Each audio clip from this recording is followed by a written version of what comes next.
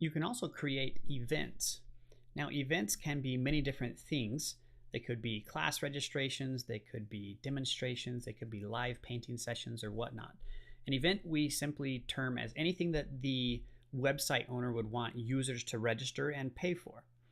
And you can see here that I have two events set up, and first I want to show you what they look like on the front of your website.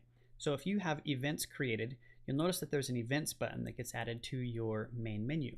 When you click on the events button, your website visitors can register for these events and pay any associated fees as well.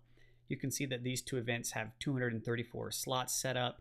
There's the start and end date, and it will prevent users from registering after the end date, and then also a fee. You can also have tiered fees if needed as well. Maybe you have a student fee and a non-student fee, or a member fee and a non-member fee. So I'm just going to go ahead and select the register for event, and you can see it gives me the details here.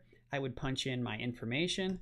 So Jane Doe would register for this. You would fill out a username and password, and of course the fee here, enter in her credit card details, and then select register for event. You can see that it's preventing this user from registering because the registration date has already passed. Now let's go ahead and go back to the admin panel and look at how we can create new events.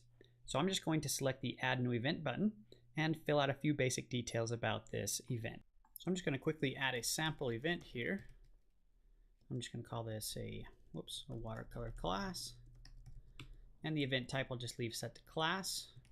Just a quick sample description. I'm going to limit this to 8 seats. I'll set the registration end date to September. The event start date will maybe set to October. So this is again when the class is going to take place. This is when the registration ends. And then I'm just going to set up a first fee here. I'm just going to simply call this a registration fee, and I'll set it to $25. I'm going to leave the fee 2 and fee 3, which are optional, blank, and just simply click add event. And you can see now I've added a third event. It has 8 seats here.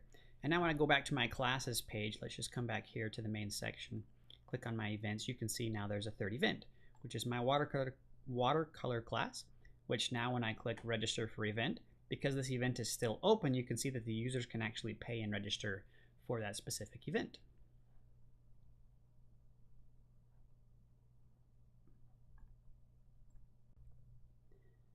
Now I'm going to go ahead and register for an event so you can see what that looks like for a user. So let's come over to this specific event, and I'm going to come in here and fill out these details. So I'll just say John Doe here. I'm just going to say John at doe.com. Spell his name different to confuse us. Just put a password here, a fake password. There's the registration. And I'll go ahead and put in a fake credit card number here. That's a test credit card, just to do a simple test transaction here. And say pay and register for the event.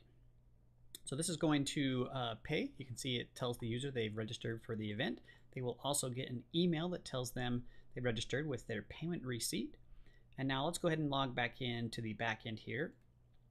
And let's come over, log back in here to the back end and go to the events. And now you can see that this watercolor has 1 registrant. And if you want to see all the people who have registered for a specific event, you simply click on the view button here. And when I click on the view event, you can see that it shows John Doe has registered. There's his email. That's the date he registered. And of course, all the other users would appear in this list as well.